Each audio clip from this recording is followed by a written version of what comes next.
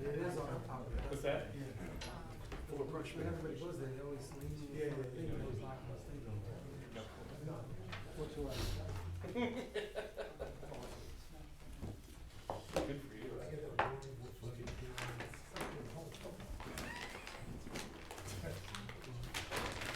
I'd like to call the meeting to order. Mr. Viera? Yeah. Dr. Vogt will be absent this evening. Mrs. Wittes? Here. Dr. Selly? Here. Mr. Dangler? Here. And I hereby certify that this meeting has been published in the newspapers in accordance with the Open Public Meetings Act and posted as required by law. Item number 1, green spot. The Robert Perugino. I'd like to ask the Green Spot folks to join as well.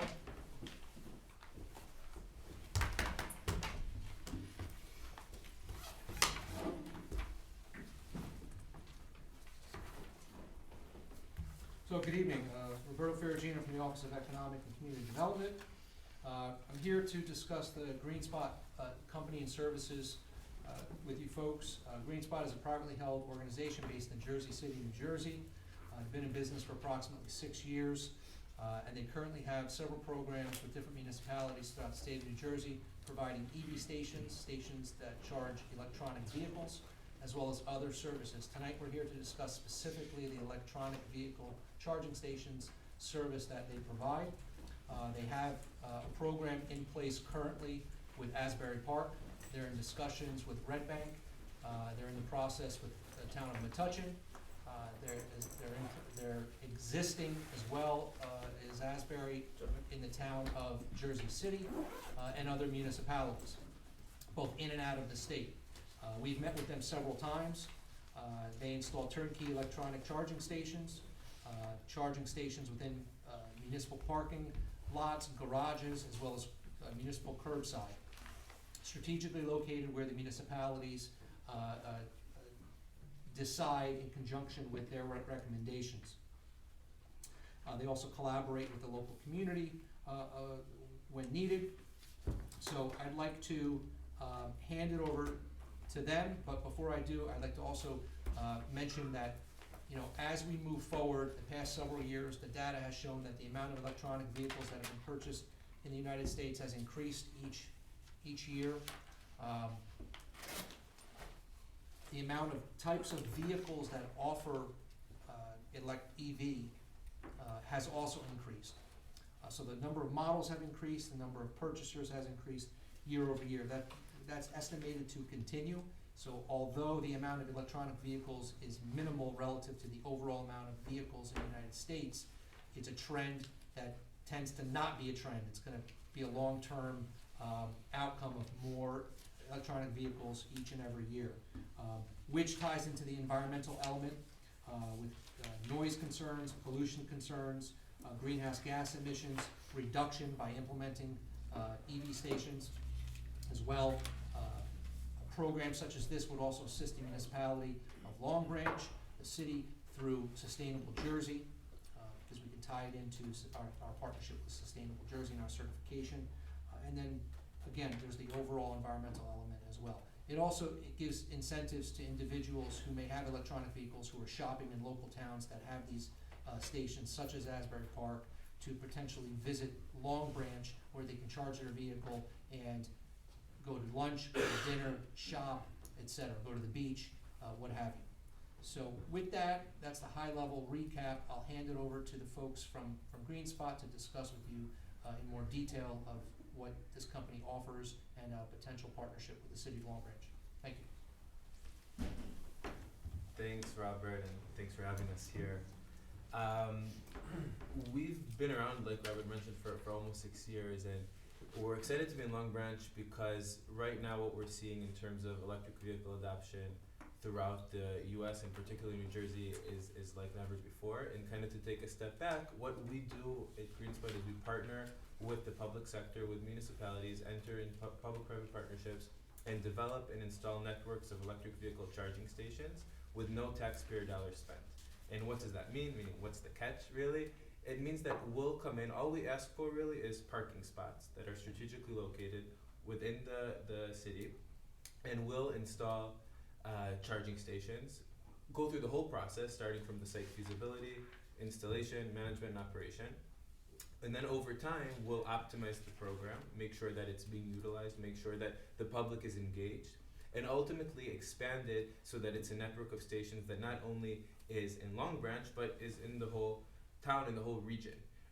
So we started in Asbury Park, and I think a natural next step is Long Branch, of course. And the whole point is looking at charging, and not just the fact that someone will have their charging station and be able to plug in their own personal vehicle, but having publicly accessible stations so that different types of vehicles can charge. So we know that about 80% of charging will be at home or at your workplace. And so we're looking at that 20% of publicly accessible charging. Who's going to use it? It's going to be fleets, taxis, rideshare, municipal fleets, and so forth. And it'll also be those who are coming to visit. And on top of that, having publicly accessible charging is essential because even psychologically, you have charging stations at home, but you want to know that when you are driving around the city, when you are running errands, that you have that buffer. Even if they are not utilized for that specific use case, having them in public locations is essential and critical to really get that adoption of the vehicles for those who will have charging at home. So we know that public is important, and that's what we're focusing on. So right now, the initial steps and what we're hoping to do is install a few charging stations in select locations. I think the timing is great. The governor just last Friday signed his bill. In New Jersey right now, there's about 30,000 electric vehicles on the road. The goal, and the governor's goal, is by 2025 to have 330,000 on the road. That's like 10x, which is a lot. So we believe that the steps now are proactive and not reactive, right? It's still the first phase, but it's setting a message, right? Putting the initial stations in there, and then over time expanding as demand grows. And that's what we're really trying to do. Like I mentioned, it's at no cost. It's for the public benefit, and I think we've done a lot of work in the state of New Jersey, and there's a lot of precedent that has been set. So we're really trying to just get it going and get the first pilot location. Again, doesn't have to be much. Could be 2 locations with a few spots, but start it and then grow from there. That's kind of pretty much on our end what we're doing. I don't know if you have any questions or comments. So how long have you've been in Asbury for a while and in Jersey City? So can you just walk us through either one, and how the process, and I see that you go out, we need to go out to bid, and then have you expanded in those communities, and how's that, just give us a model example. Sure. So Asbury Park, which is close here, it did go through a public bidding process, which we submitted, of course, the winning bid for. We started with one location. This is in Asbury? Asbury Park. And how long ago was that? We officially launched in September, so okay. 4 or 5 months ago. And this first location was near City Hall, strategically there, obviously to be close. We launched it. The mayor said that it was the biggest turnout for his ribbon cutting that he ever had, so that was a nice launch event. And now what we're doing is we're adding the second phase, which is 2 additional locations, one by the Asbury Hotel, if you guys are familiar, and the other at Springwood Ave, which is a environmental justice community. So for us, it was very important to not only target communities where we see high utilization potential, but also to look at locations where we believe it will be important to have stations. And the environmental justice communities was a key part of the agreement with them that will also incorporate those locations. So those are the first 3 locations, and then the intention is to expand to up to 100 spots throughout the city of Asbury Park. So we will have installed by the end of probably Q1 or middle Q2 our first 16, and as demand grows, we'll expand it. Asbury Park, though, I must say, also will have a car sharing aspect to it. So we always say we're facilitating electric vehicle adoption, but we're also offering additional shared mobility solutions if needed or if the municipality wants. Asbury Park did want, and therefore we're also offering electric vehicle car sharing. So it was pretty straightforward with that, and that's kind of how I went through it. So RFP, contract, and then So the expansion of the 2 additional locations in 4 or 5 months, was that in the original proposal, or what determines the expansion? So let's say, for example, if we say up to 100 spots, it's obviously based on approval from the city. So the initial phase, we selected 3 locations, and we said we're gonna do 3 locations with, I believe it was like up to 16 spots. We're gonna do for the first phase 1, we called it. After the phase 1, we will reassess, see how it goes, and then together with the city, decide what are the subsequent locations going to be, where they're going to be, and how we're going to proceed.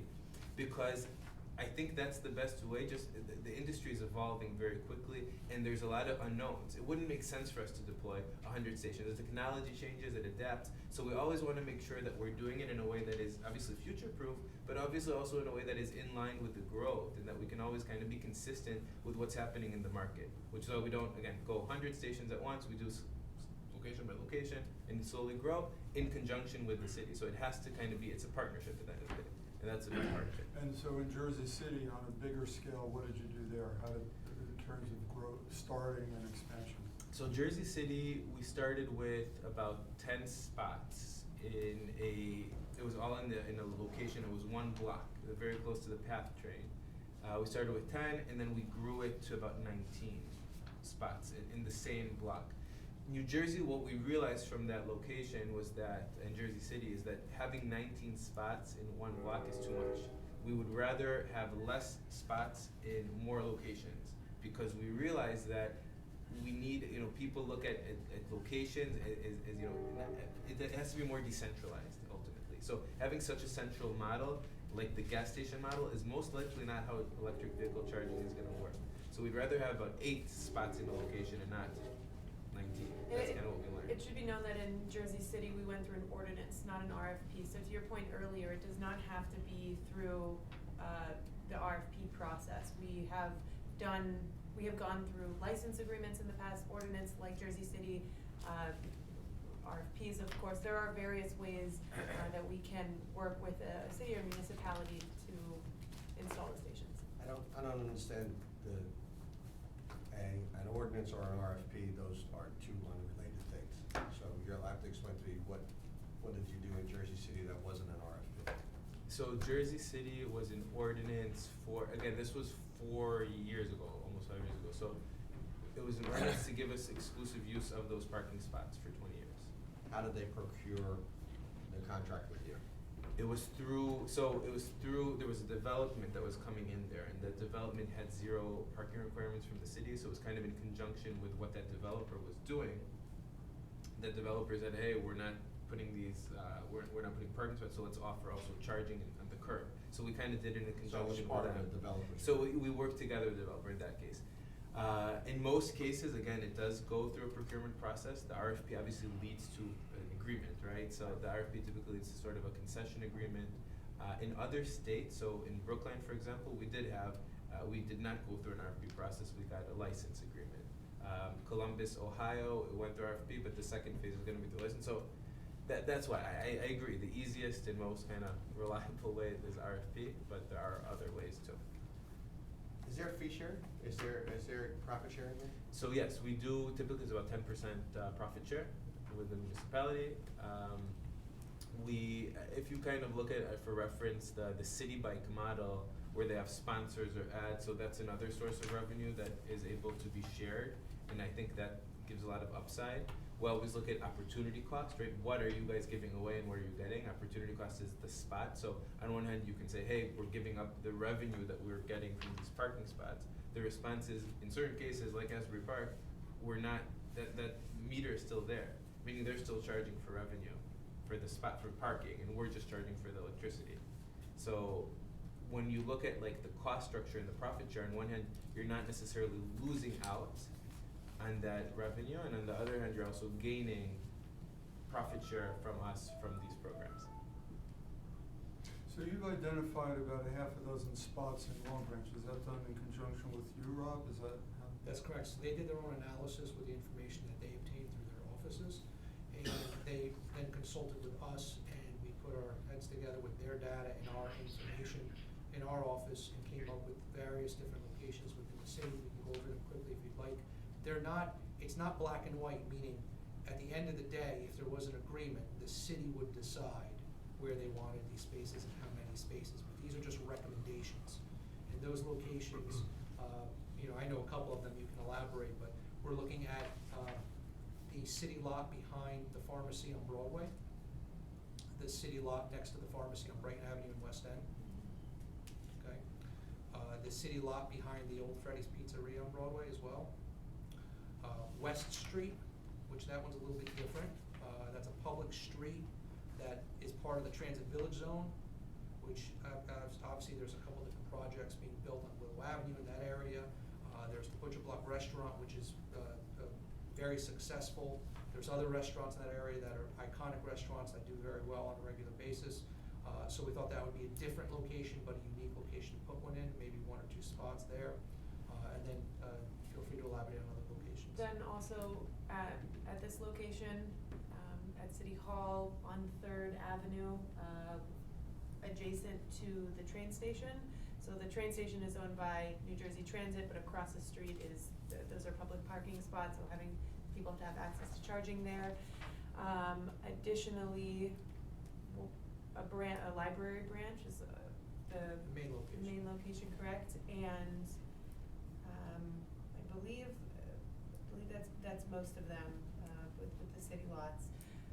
We identified locations that we thought would have high utilization. We traditionally will target transit corridors, commercial zones, and residential areas. So when we start our pilot, we're looking at, as Michael said, decentralizing the locations where we put our charging stations. Then we collect data on utilization of these spots for 6 to 8 months, or however long that period of time is. And then based on that utilization and the locations that garner the highest utilization, we'll expand in that given location to other spots that are similar.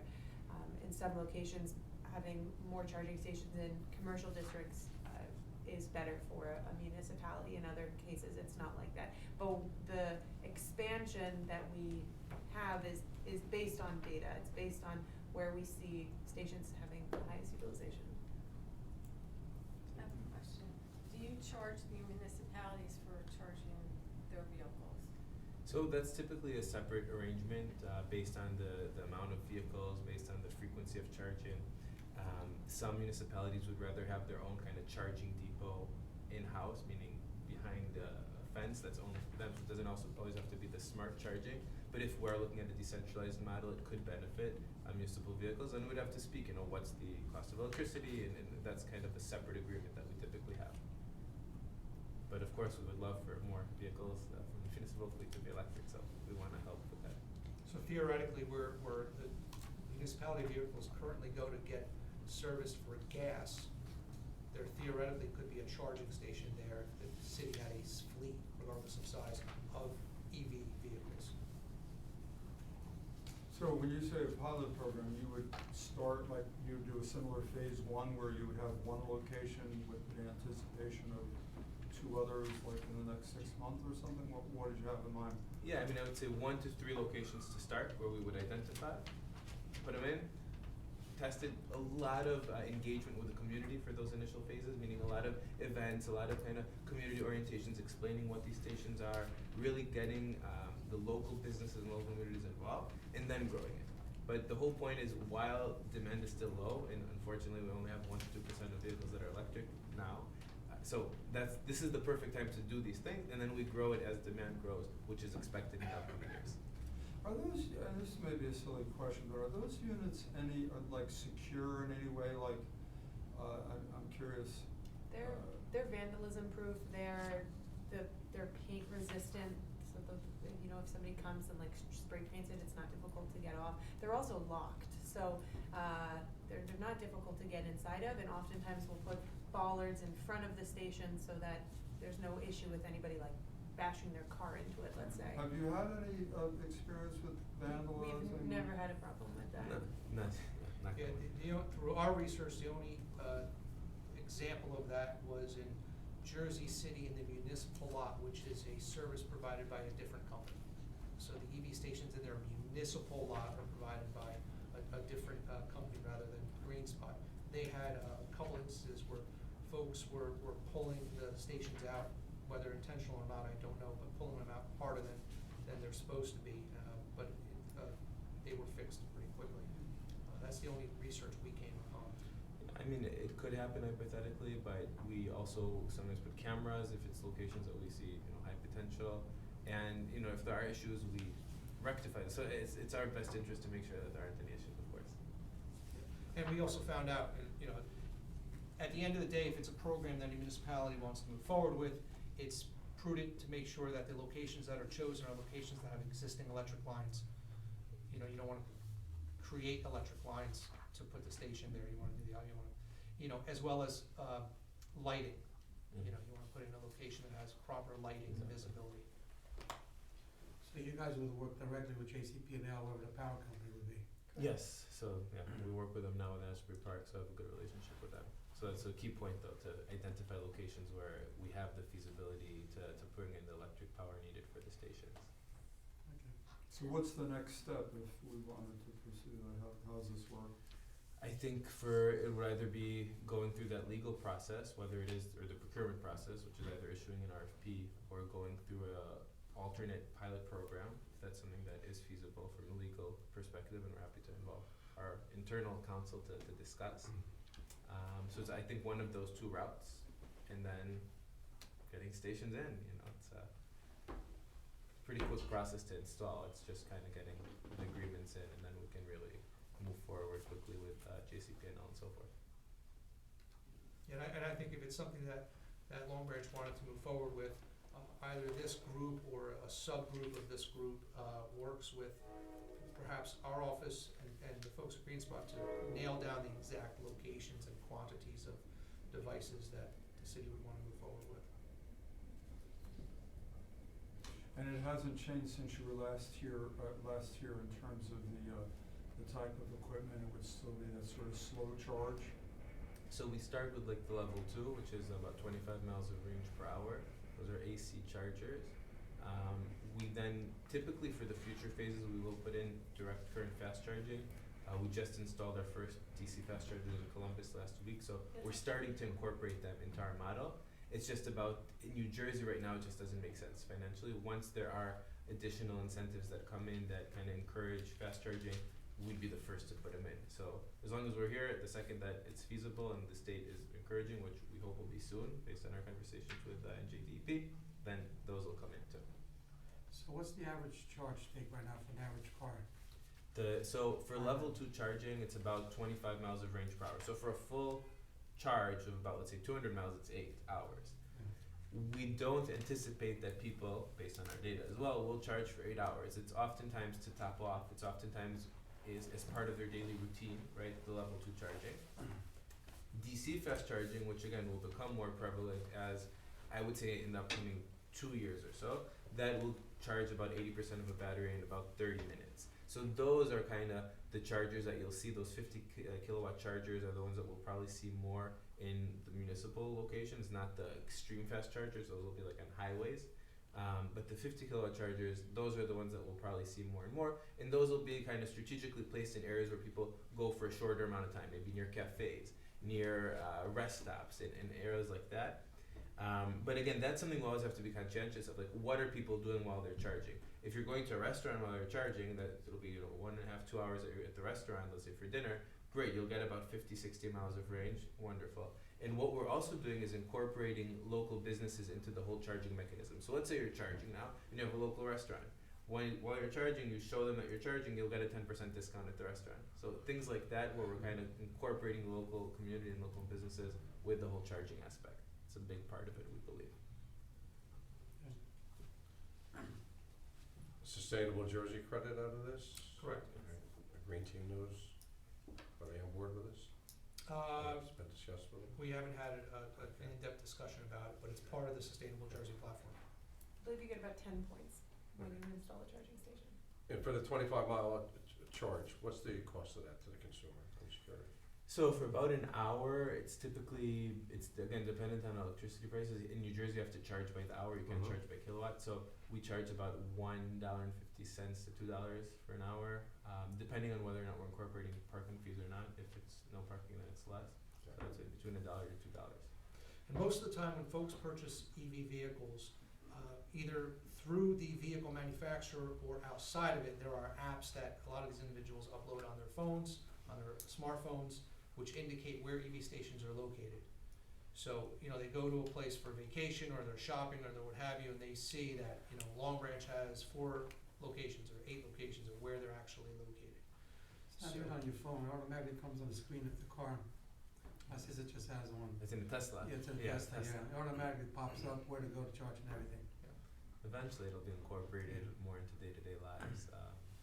So I think Long Branch doesn't have. We just did some research. How many did we see? I don't believe you guys have any. I think there are In probably West? some in private developments and the apartment buildings, but publicly available. We didn't see anything on Yeah, that. the closest ones that pop up is at the outlets in Neptune. I think. Yeah. Yeah, there's one station also on Monmouth University campus in one of their parking lots. That's not their green spot. That's actually been there for a while. But you're right. Publicly, there aren't any in the town of Long Branch. But the one at Monmouth University is a lot smaller than the one I'm seeing now. So this one up here, this is the DC fast charger that Michael was talking about that we installed last week. So DC fast chargers are inherently a little bit bigger because they're delivering more power. This happens to be a larger model. Yeah, I don't know if you can see that, That's the. They're, but that's basically the station. if you have, I'm not sure if you guys have the packets in front of you, but it's on about a 2x2 concrete pedestal. Slab. So they're fairly slim. You can easily walk past on a sidewalk without bumping into it. They're not large. And the design is important. So in Columbus, we collaborated with a local arts college, and they made this like cool design. So you know that's also another point. So we put in the stations, we can collaborate with the local community to bring in like cool designs that kind of really represent the city of Long Branch, and so that's another part that we are also working on in Asbury Park, and I think could be cool here too. They're going to be designing a wrap on the junction box, so the box that holds essentially like the Yeah, power to deliver the power. Right now it's just green, it's pretty boring, but they're going to be painting it, probably writing Asbury Park on it or something.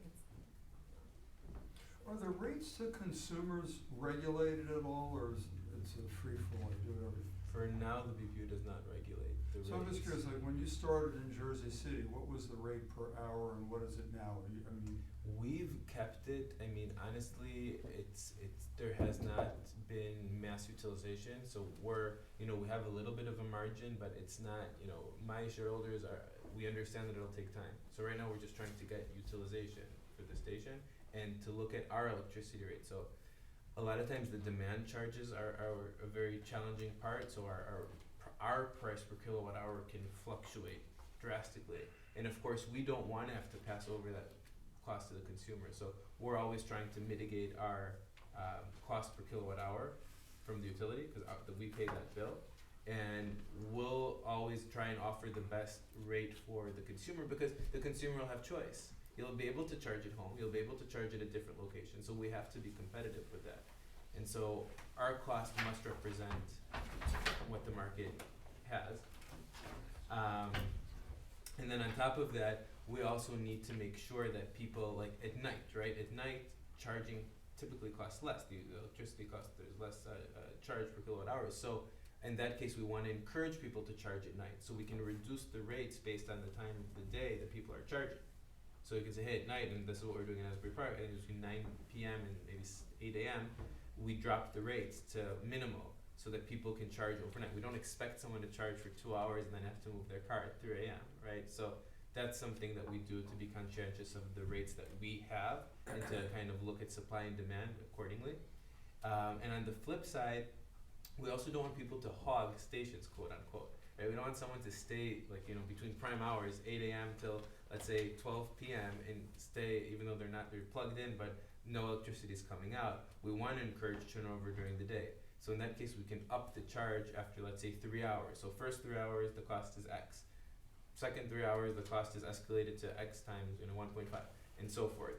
And those are ways we can kind of play around with that demand versus the supply as we grow. And if we see, hey, there's extreme demand in a location, then that's signs that we have to expand and add more station. That's kind of how it goes from a I have canonical another perspective. question, I don't know, but are any of the charging stations, powered by solar power? So in New Jersey, none of ours are. In Newton, Massachusetts, our program, the utility is working with us, and they are adding solar panels. They help, but honestly, not much yet. You know, it's not as efficient as it should be. Where we hope it'll go. But those types of things like energy storage, shaving peak demand, are kind of decentralizing and not having to rely only on the utility for power. Big things that we're working on. From an economical perspective, it's just, we're not there yet. You know, it's not feasible. But those are programs in Israel. We're doing a pilot with that, so we're working on those technologies to bring. So more to come on that. Thank you. Any other questions? Thank you very much. Thank you.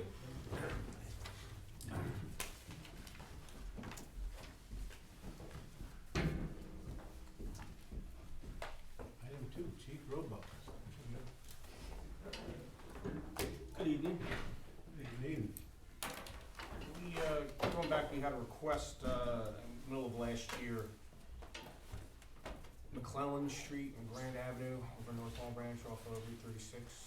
So as people are coming down eastbound of Route 36, they're using Grand Avenue as a cut through. A lot of residents have complained. We have a letter or two here from them. So 36 being a state road, we had to apply to the state to be able to try to help them out. What they and we came up with together was a left turn prohibition if you're coming down Route 36 eastbound from West Long Branch. That first left when you come into town past the car wash and the storage places, Grand Avenue. And they agreed they are willing to do a left turn prohibition between the hours of 8 a.m. and 10 a.m. and then 4:30 p.m. and 6:30 p.m. 7 days a week. To go forward with this, they just need you to pass a resolution supporting it and putting it into our ordinance, and then they'll go ahead and put up the signs and make the changes if that's something that you want to.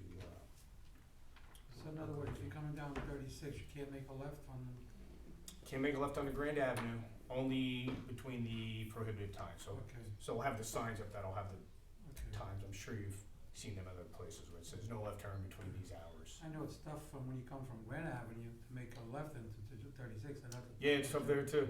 Yeah.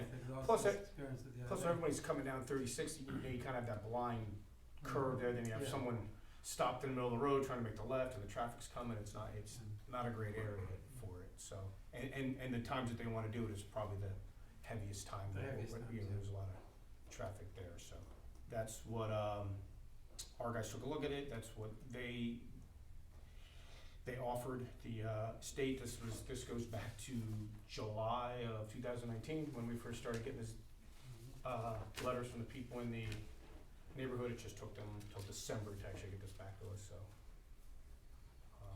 if you want to do the resolution, we will move forward with it and put the resolution on and have them put the signs up as soon as it's. Also, since you're speaking of that area, Mm-hmm. on Jeline Avenue and Branchport, when you wanna make a right, and you Mhm. can't make a right on red, Mm-hmm. that sign is all the way to the right. I actually got stopped one time because I never saw it. And it's not very visible when you're at that, unless you really know that you can't make a right on red there. If you see it, it's kind of to the right, it's not in front of you, it's over to the side. Coming eastbound again. I'm going down Branchport Avenue, I'm gonna make a right onto Jeline. Going down Branchport Avenue, make the right onto July. I'm on Jeline, I'm sorry, I'm on Branchport Avenue. Right. I come to Jeline Avenue, and I wanna make a right. To go to West Long Branch or to go to? Yes, to go to West Long Branch. So right by the gas station. Yeah. So that's actually our road. That's not the state road. So it's right on Branchport. So you come from Casa It's Comida. not on Branchport, the sign is on Jeline Avenue, near where the liquor store is, it's like right near there, Okay. yeah. Okay. I will, if it's a state road, they're gonna have to do that and fix that. If it's a Branchport Avenue sign, we'll take care of it, but I'll send the guys out there to Yeah, take a you'll look and see what we can do. Right on red sign is not visible, you said? not really, Okay. Yeah, we can take a look at that for you. thank you. Okay. Still trying to visualize, correct? When I'm coming down 36, Mm-hmm. the first street after the car wash, that's Grand Avenue? Yes, sir. can't make a left? We won't be making a left, yeah. We won't be making a left there between 8 AM and 10 AM and 4:30 and 6 PM, because people try to miss the light down there, the light that comes up, so they take the left on the Grand and they take the right onto McClellan, they speed down there, and then they go on to Branchport, and that's what the residents were Yeah, I got you. Okay. complaining about, that people were speeding, and they said the street's narrow, there's parking on both sides of the street, so they'd like to at least cut down some of the traffic on that street during those times. What about, looking into making, eliminating some of the parking on that, cause I've gone down there and it's very, very tight. It is very narrow, we have parking on both sides of the street. Yeah. You know, there are some houses there that don't have any spots to park there, because the houses are pretty close. I don't know if you wanna go Mhm. start eliminating the parking spots. Something we could look into, but Mhm. Yeah, I just know it it's is, very tight there. it is pretty tight there. Yeah, it's a pretty narrow street. So if everybody's good, we'll come back with a resolution. Were the timeframes the request of the city, or was that a state idea, if you know? I don't know, it came back on their letterhead with the times, so that's the times that they're willing to do. They came out and looked at it also, so I'm sure they did a traffic study about when was the highest rate of traffic when they're gonna do it, but that's what came back. So they just need this resolution to be able to move forward in the process. Okay? Yeah, okay. You okay? And we'll send it to you, Mr. Reno? Yes, please, and yeah. Okay, thank you.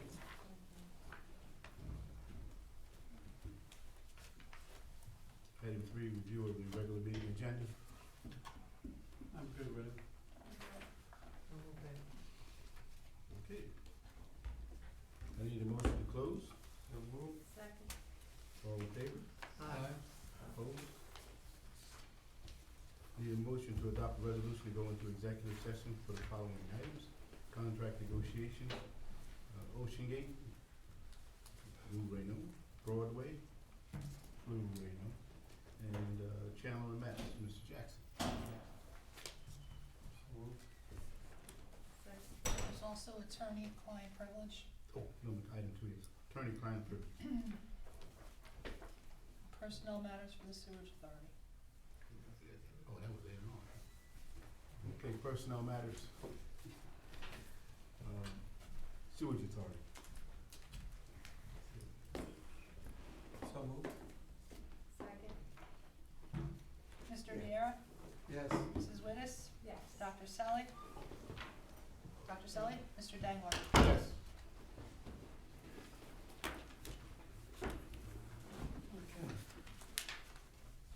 So Kevin McManaman should be here shortly, but we can start, I guess we're gonna start with Ocean